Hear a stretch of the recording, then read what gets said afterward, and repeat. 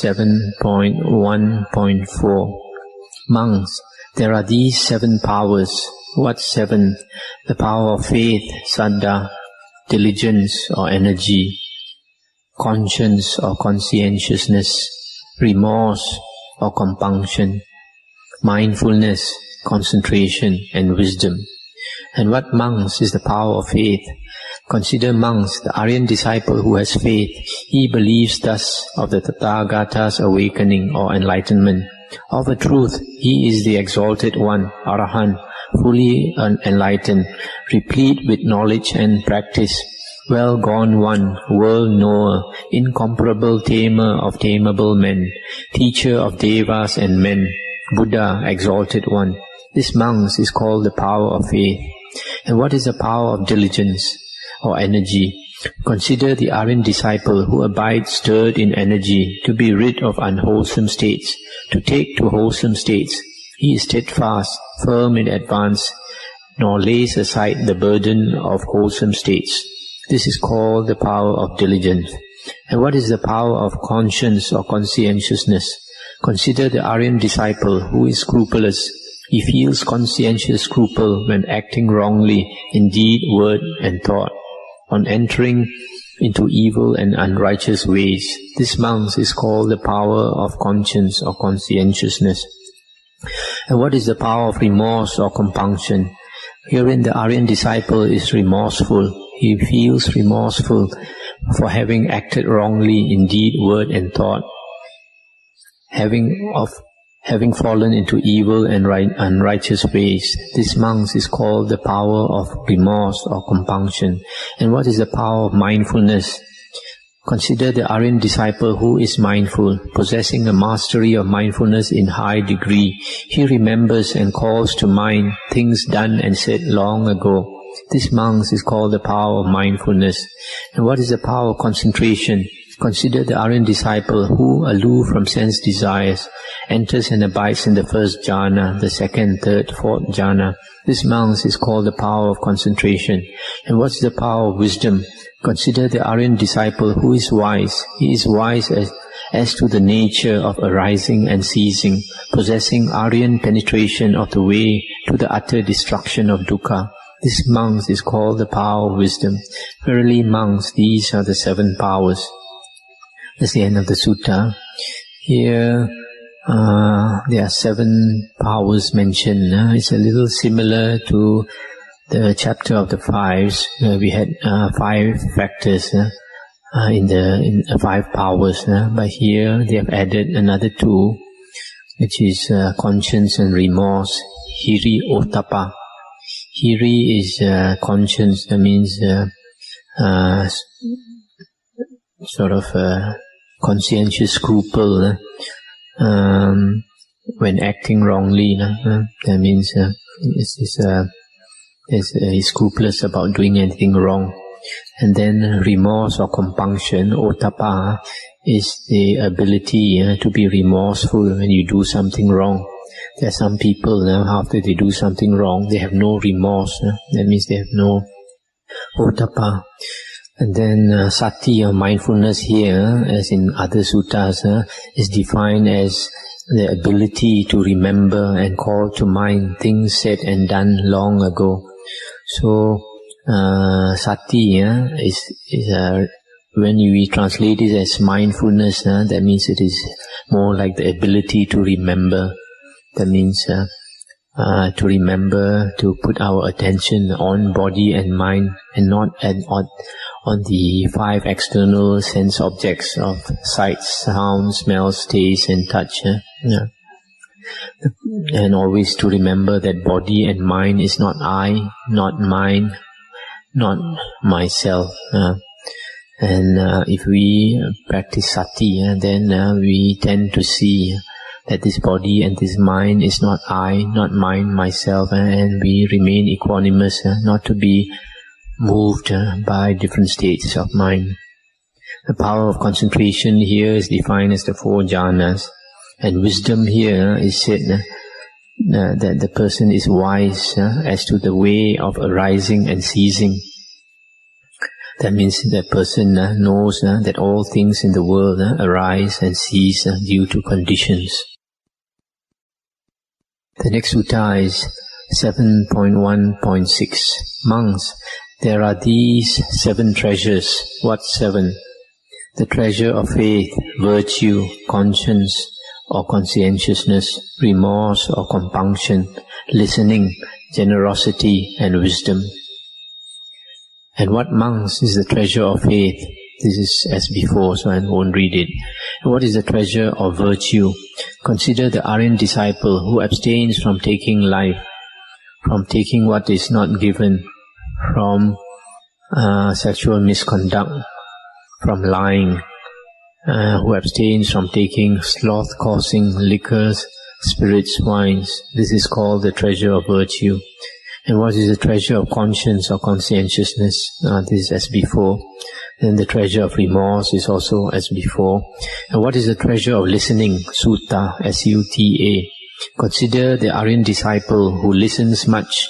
There is a retaining, a storing of things heard, and those things lovely in the beginning, lovely in the middle, lovely in the end, which set forth in meaning and detail the holy life, wholly fulfilled, perfectly pure. All those are heard much by him, retained in mind, familiarized by discussion, pored over, well penetrated by right view. This is called the treasure of listening. And what is the treasure of generosity? Chaga. Consider the Aryan disciple who lives at home with mind free of the stain of meanness, freely generous, open-handed, gladly giving, yoke-mate or companion to asking. He is a cheerful giver. This is called the treasure of generosity. And what is the treasure of wisdom? As before. Verily, monks, these are the 7 treasures. So here there's another set of 7 things which is slightly different from the previous one, and it includes virtue, that means keeping the 5 precepts, and then sutta, which is listening to the Buddha's discourses, and then generosity, chaga. The next sutta, 7.2.13. Monks, not having yet visited, it is not fit to visit a family of 7-fold conduct, nor having visited to sit down. What 7? Pleasantly they rise not, pleasantly they salute not, nor pleasantly offer a seat. They hide it. From much they give little. From choice food they give coarse food. Without respect they give, not respectfully. Verily, monks, it is not fit to visit a family of this 7-fold conduct. That's the end of the sutta. In one of the earlier suttas we read, the Buddha said that there are 4 types of persons that we should be careful in our conduct towards. The first one is the Buddha, second one is disciples of the Buddha, that means monks and nuns. Third is mother, the fourth is father. These are the 4 fields of merit or demerit. So, in our conduct towards these people, we have to be very careful. It is better to be overly good than overly bad towards them. And in the Mangala Sutta, it is stated that the sight of monks is a blessing. So when a monk visits a lay person, the family receive blessings, and especially if the monk comes along on alms round, Pindabata. And then they receive more blessings if they show respect to the monk, they rise up, they offer a seat, they offer food, etc. And here in this sutta, the Buddha said, if this family does not do these things, then a monk should not visit such a family. When they see the monk, they don't show respect, they don't rise up, they don't offer a seat. If they have food, they hide it. And then if they have much food, they give very little. If they have good food, they give poor food. And then when they give, they don't give respectfully. So, if there is such a family, it is better not for a monk to visit them, because when a monk visits such a family, instead of getting merit, the family might create demerit by their conduct towards the monk. The next sutta is 7.3.19. Once the Exalted One dwelt near Vesali at Sarandada shrine, and there a number of Lichavis visited him and saluted and sat down at one side. Then the Exalted One addressed them thus seated and said, Lichavis, I will teach you 7 things that cause not decline. Listen, give heed, I will speak. Yes, Lord, they replied. And the Exalted One said, What 7 things cause not decline? So long, O Lichavis, as you will hold regular and frequent assemblies, growth may be expected, not decline. So long as you shall sit down in concord or harmony, rise up in concord, do business in concord, growth may be expected, not decline.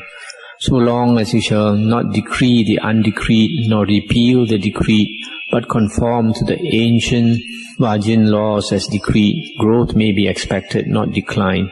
So long as you shall honor, respect, venerate, revere the Vajin elders, shall hold they ought to be listened to, growth may be expected, not decline.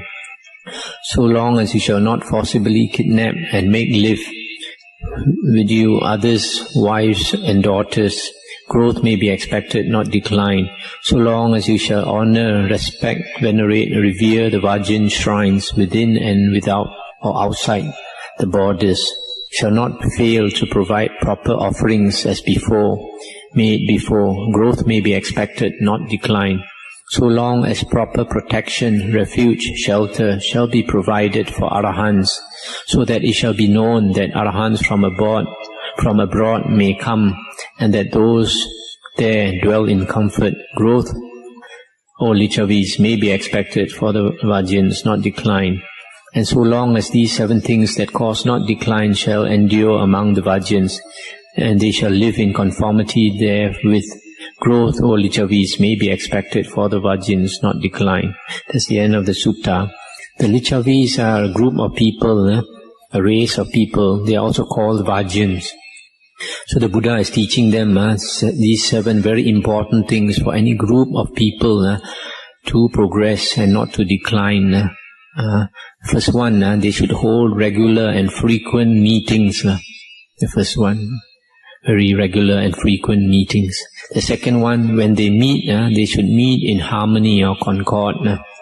The third one, the ancient laws or rules should not be repealed, but they should conform to the laws or rules as laid down from before.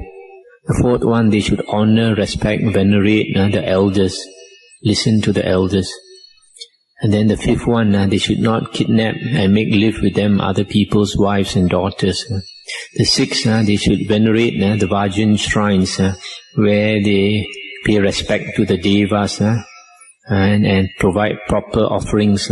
It is part of the Buddha's teachings that lay people should show respect towards the devas, because the devas have a lot of influence on our lives. And then the seventh one, they should provide protection, refuge and shelter for Arahants, so that other holy men may also come to their place. So these are very important conditions that are practical even today. For any group of people to progress, we should practice these 7 things. Whether it's any particular race or any particular group of people, these are very important qualities that we should remember to practice. Sutta 7.3.21. Thus have I heard.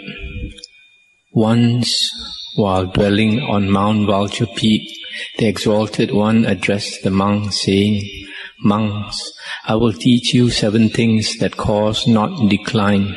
Listen, pay heed, I will speak." "Yes, Lord," the monks rejoined.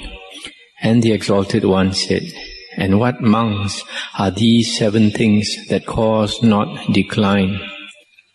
So long as the monks shall hold regular and frequent assemblies, growth may be expected, not decline.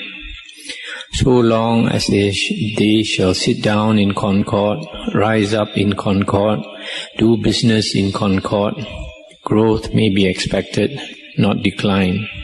So long as they shall not decree the undecreed, nor repeal the decreed, but conform to the decreed rules of training, growth may be expected, not decline.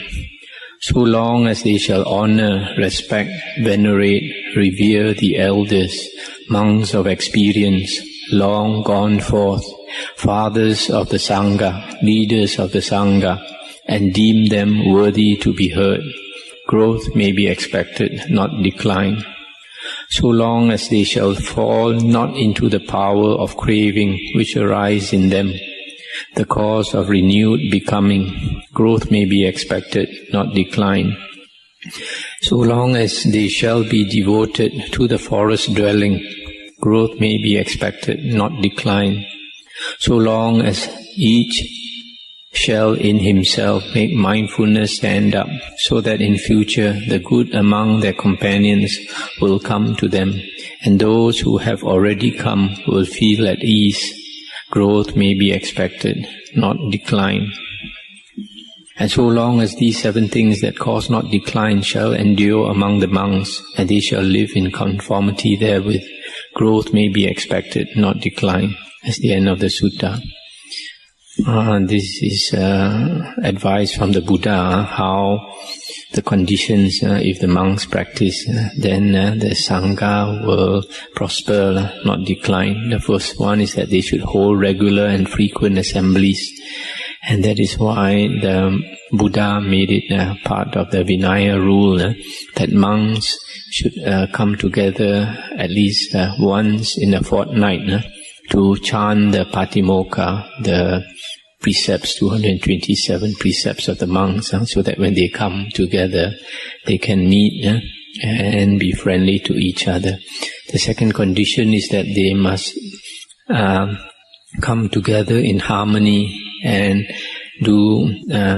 conduct their meeting in harmony and disperse in harmony. The third one is that they should not change the rules of training. In some other sutta, the Buddha said that the rules of training should not be added to or deducted from. They should remain as they are. And then the fourth is that the monks should revere the elder monks, the Theras, the senior monks, and listen to the advice. The fifth is that they should not fall into the power of craving. The sixth is that they shall be devoted to the forest dwelling. In other words, to live, if possible, in a secluded dwelling, or even if he lives in a town area, to be a bit aloof from other people. And the seventh, to be mindful so that they have metta towards their companions, so that the companions in the holy life would like to come and live with them. These are the 7 conditions. And the next sutta is 7.3.22. Monks, I will teach you another 7 things that cause not decline. What 7? So long as the monks shall delight not in activity, nor be delighted thereby, nor engrossed in the delight thereof, growth may be expected, not decline. So long as they shall delight not in talk, in sleep, in company, so long as they shall not be full of evil desires, nor fall into the power thereof, so long as they shall be no friend, companion, intimate of evil men, so long as they shall make no halt on the way or path because of some partial success, growth may be expected, not decline. And so long as these 7 things that cause not decline shall endure, growth may be expected, not decline. That's the end of the sutta. Here another 7 things that cause not decline. The first one is they should not be engrossed too much in activity or work. The Buddha said that whatever a monk does, he must spend some time each day to meditate, to cultivate tranquility of mind. There are certain duties a monk must perform, but he must put aside a certain time for cultivation of the mind. Second one is they shall not delight in talk. Too much talk for a monk makes a monk scattered, and it's not good, conducive for meditation. Third one is sleep.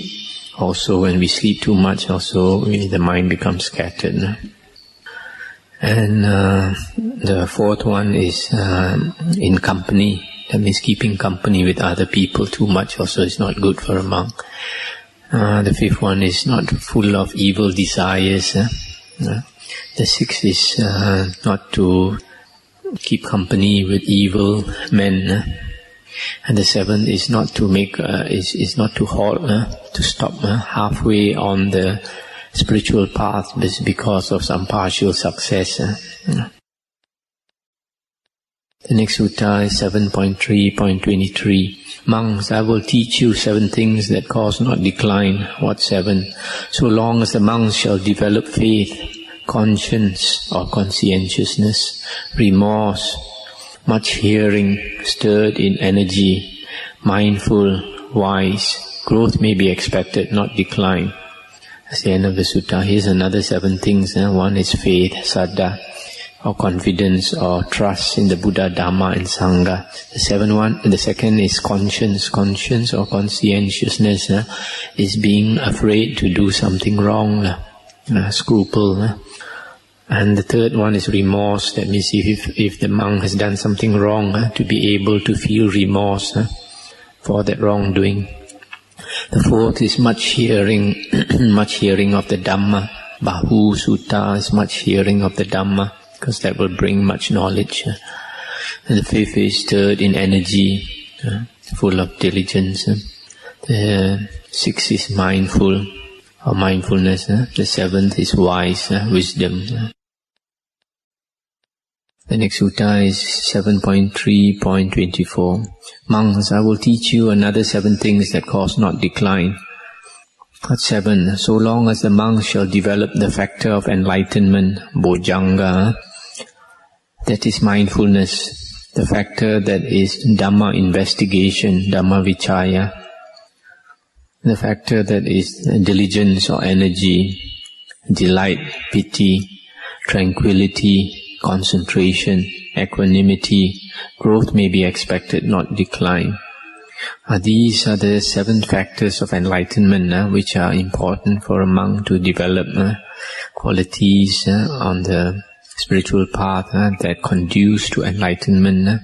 First one is mindfulness. The second one is investigation of the Dhamma, to ponder over Dhamma that has been learned.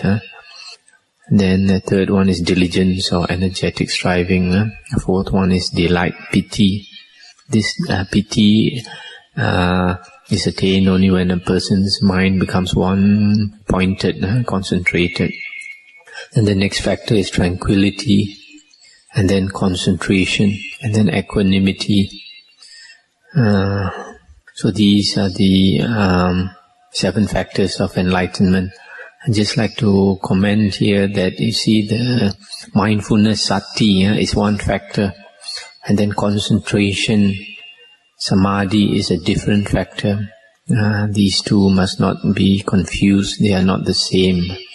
So mindfulness has to be developed, but concentration, one-pointedness of mind or jhanas also have to be developed. The next sutta is 7.3.25. Monks, I will teach you 7 things that cause not decline. What 7? So long as the monk shall develop the perception of impermanence, of not-self, of loathsomeness, of danger, of renunciation, of dispassion, of cessation, growth may be expected, not decline. Here's another 7 factors. The first one is perception of impermanence, that everything in this world is impermanent, and that helps us to have a sense of urgency in life, to practice a spiritual path. And then the next one is not self, the perception of not self in this body and mind, to always remind ourselves that this is not I, this is not mine, this is not myself. Then perception of loathsomeness of the body or unattractiveness of the body. That is to help us cut lust for the body. Then the fourth one is danger, adinava, danger in life, since life is impermanent, that any time death may come, any time we may fall sick. So we always remember that. Then the next one is pahana, renunciation. If we are interested in the spiritual path, we slowly let go of our attachments. The next one is viraga, dispassion with the world. As we grow older, we tend not to get so excited about things in the world. When we are young, we tend to have a lot of passion, a lot of excitement about the world. And as slowly as we taste all the things in the world, slowly we learn to be dispassionate. Then cessation is the nirodha, ending of everything. Everything that arises must cease. So it's like death also. So it's something we have to remember. The next sutta is 7.3.27. Monks, these 7 things lead to a lay disciple's decline. What 7? He fails to see the monks, neglects to hear Saddhamma or true Dhamma, trains not in higher virtue, puts little trust in junior, middling or senior monk. With a critical mind seeking faults, he hears Dhamma.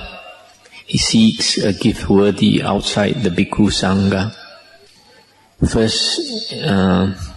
He serves first outside the Bhikkhu Sangha. Verily, monks, these 7 things lead to a lay disciple's decline. That's the end of the sutta. These 7 things.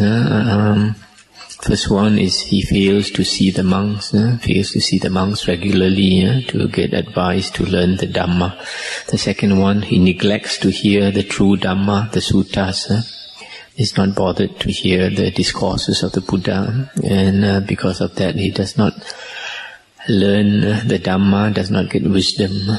The third one, he trains not in the higher virtue. He does not train in the precepts, in the higher moral conduct.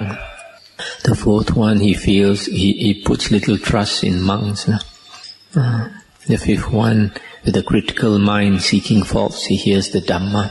Instead of having trust or confidence in the Buddha's Dhamma, he looks for faults in the Dhamma. The sixth one, he seeks a gift worthy outside the Sangha. That means he looks for, instead of monks to make offerings to, looks for outside the Sangha to give offerings to. And the seventh, he first serves outside the Sangha. Instead of serving the Sangha, he serves maybe external sect, followers, etc. So these are the conditions that lead to a lay disciple's decline. Hearing of the Dhamma is very important, because whenever we hear the Dhamma, we get guidance. It's as though the Buddha were by our side to guide us. The next sutta is 7.4.35. Monks, let a monk cultivate a friend whose ways are 7. What 7? He gives what is hard to give. He does what is hard to do, bears what is hard to bear, confesses his own secret, keeps others in want, forsakes one not, despises not when one is ruined. Verily, monks, let a monk cultivate a friend whose ways are such. That's the end of the sutta. Here, although this is advice to a monk to look for a friend with these qualities, but it also applies equally to lay people. If you want to look for a friend with these qualities, is a worthy friend. One, he gives what is hard to give, and then he does what is hard to do. Then he bears what is hard to bear. And then he confesses his secret to you. And then when you confess your secret to him, he keeps your secret. He doesn't divulge it to others. And then when you need him, he does not forsake you. Sometimes when we are down and out, we need a friend. A good friend will still come to you when you are down and out. But not a good friend, when you are down, he will run away. Then the last one, he despises not when you are ruined. When you are down and out, he does not despise you. He still looks to you as a friend. But most people, when you are down and out, they run away. Then the next sutta is 7.4.38. Monks, endowed with 7 things, a monk makes the mind turn according to his wish, and turns not by the mind's wish. What 7? Herein, monks, a monk is skilled in concentration, skilled in attaining it, skilled in maintaining it, skilled in emerging from it, skilled in the well-being of it, skilled in the range of it, skilled in applying it. Verily, monks, endowed with these 7 things, a monk makes the mind turn according to his wish, and turns not by the mind's wish. Monks, Sariputta is so endowed, and acts thus. That's the end of the sutta. This sutta is trying to tell us the importance of samadhi, concentration. When we have concentration, then we make the mind turn according to our wish. And we are not turned by the mind. The mind is always flighty, always changing. And the mind is always subject to moods. And if we don't have a strong concentration, our moods are always turning us and makes us very uncomfortable. And most people tend to follow the mind because their mind is not concentrated, not tranquil. And then to cultivate a skill in concentration, there are many ways in attaining the concentration, maintaining it, emerging from it, applying it, etc. The next sutta is 7.4.39. One morning, while the Exalted One dwelt near Savatthi and Anathapindika's park in Jeta Grove, the Venerable Sariputta robed himself early, and taking bowl and robe, entered Savatthi for alms. Now the Venerable Sariputta thought thus, too soon still is it to visit Savatthi for alms.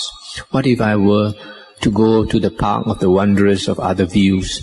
And he approached their park, and having come, greeted them, exchanged the usual polite talk with them, and sat down at one side. Now at that time, this remark by chance arose among them as they sat assembled. Reverend sirs, whosoever lives the holy life in its fullness and purity for 12 years, it is right to say of him, the monk is praiseworthy.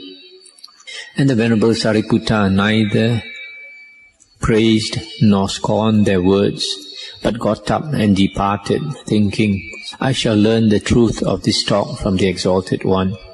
Then when he had gone his round for alms in Savatthi, and returned, and eaten his meal, he approached the Exalted One, saluted and sat down at one side. And so seated, he told the Exalted One all that had occurred, adding, Is it possible, Lord, in this Dhamma Vinaya, to declare a monk praiseworthy just merely on the score of years? No, Sariputta, it is not. These 7 grounds for praise have been taught by me, who have realized the matter by personal knowledge. What 7? Consider the monk who is keenly eager to undergo the training, and whose zeal wanes not in the days of his training. Who is keenly eager to observe Dhamma, and whose zeal wanes not in the days of his training. To discipline desire, and whose zeal wanes not in the days of his training. To go apart, and whose zeal wanes not in the days of his training. To put forth energy, and whose zeal wanes not in the days of his training. To master mindfulness, and whose zeal wanes not in the days of his training. To attain right view, and whose zeal wanes not in the days of his training. Verily, Sariputta, these are the 7 grounds for praise taught by me, who have realized the matter by personal knowledge.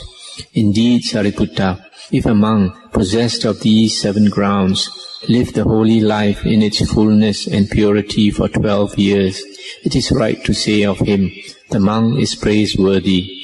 If he lived the holy life for 24 years, for 36 years, or for 48 years, it is right to say of him, the monk is praiseworthy. That's the end of the sutta.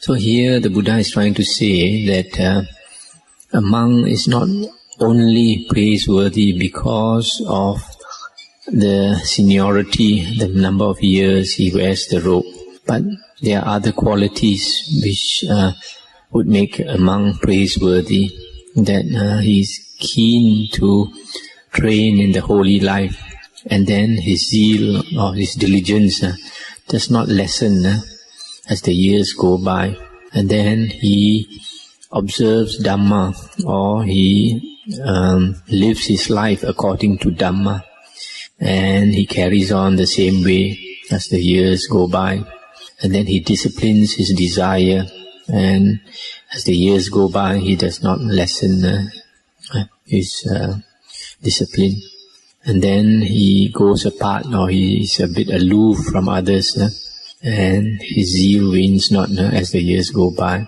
and then he is diligent, he puts forth energy, and he carries on as the years go by, and then he masters mindfulness, and he attains right view, etc. And the important thing is that he continues in that same way, diligently, year after year. Sometimes a monk may have a good start, but there are some monks, they have a bad ending.